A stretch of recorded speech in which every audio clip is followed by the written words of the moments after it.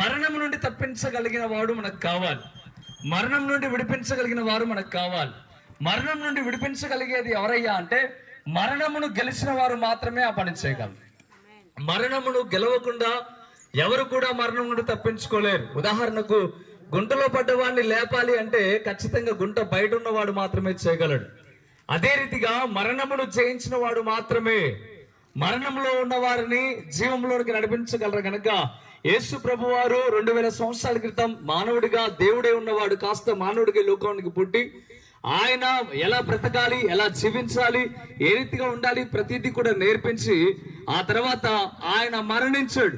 అందరి జీవితం మరణంతో ముగించబడుతుంది, కానీ యేసు ప్రభు యొక్క జీవితం మరణంతో ముగించబడలేదు. దానికి కారణం ఏంటంటే ఆయన దేవుడు గనక మరణించిన తర్వాత 3వ దినాన తిరిగి లేచి మరణపు ముళ్ళను విరిచి ఆయన ఒక మాట చెప్పాడు, నేను మరణపు ముళ్ళను